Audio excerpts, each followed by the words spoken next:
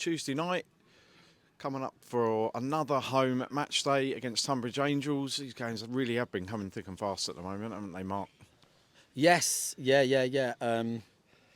Looking forward to this, to be fair. It's been quite nice playing regular games with a good squad. You know, it definitely has an advantage. This is that reverse one, isn't it? We played evening down at their gaff in the pitch black. Yeah. So we've got no excuses tonight with the lights on. Just a little bit bright. But yeah, mate, looking forward to Jay, having a game against Jay again. And obviously the boys are in great form and they just want to get out there really and play football and win games. That's where they are at the moment. Yeah, I was going to ask that. Like, is it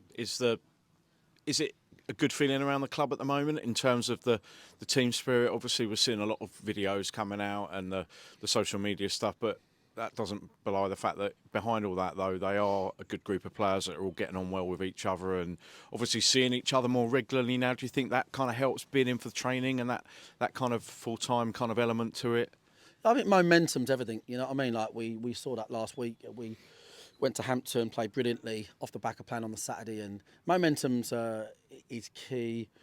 The lads are smiling because they're playing really well, and they look like they've got half a yard on everybody, and that's, you know, a quarter of that would be down to their hard work. Another quarter of that would be down to their confidence. Another quarter of that would be down to their motivation. It's you know, when you get all these little extra inches, if you like, it can make a difference. So at the moment, they look great, and you can't. There's no point me sitting here and playing it down. They destroyed Salisbury, and you know, it could have been all sorts of numbers, and they look brilliant right now. We've obviously the difference is we've got some of our main players in the team, and I have to keep reminding everybody we gave this division a head start this year. Like, I mean, a proper head start. I mean, you know, we had no midfield, and everyone else was injured. I mean, strikers injured, wingers injured, not one midfielder. What, 3 months?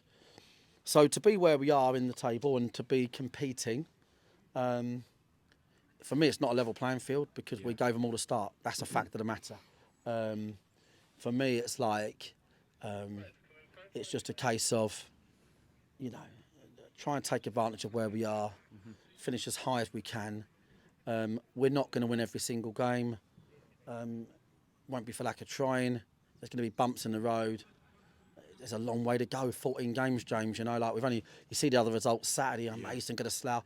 We got some tough games, a big game. So, I think all we can focus on is what we're doing, and the lads are in a good spot. And Tonbridge, no doubt, will give us a good game. Yeah, what are you expecting from Tonbridge tonight then? Because they're up there, they're mid-table, but as we've seen in this division, teams can beat anyone, can't they? And also they're not, you know, masses of points outside the playoffs because it is very tight and congested up around that top area, isn't it? I think they're doing brilliantly. Yeah, I think don't overtalk them really, but I think they're having a great season. I think Jay's doing it on a shoestring, and that's got to be applauded. Really, he's doing it all the difficult way. We've got a luxury of riches compared to Jay and Tonbridge. That is the fact of the matter. But good managers, good coaches, what they lack in resources and being able to get a certain type of player, they'll then find another sort of player and a style of football, and that's what the good ones do, and they do it. We've seen loads of teams this year that, you know, you wouldn't pick one of their players to play on our side, but they've done well against us. So we know we're going to be up for a difficult game, but obviously if I'm in their changing room, I'm probably feeling the same. Just before we go, Mark, we saw that sad announcement coming out from Worthing this afternoon about the passing of Peter Vale down there. I know you put something out on Twitter whether you wanted to just send our condolences to everybody down there and Peter's family and everybody as well. Yeah, it's really, I mean, it's like, it's terrifically sad. Peter's a football stalwart and, you know, Worthing through and through, and I done a podcast with him and the lads down there and we'd message and speak sometimes.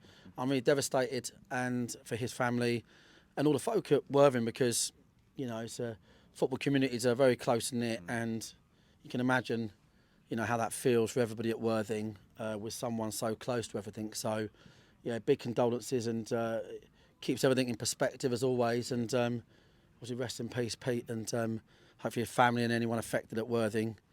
You know, it can be a tough couple of weeks. Yeah, thank you, Mark. Good luck tonight, and we'll speak to you after the game. Cheers, James. Thanks, mate.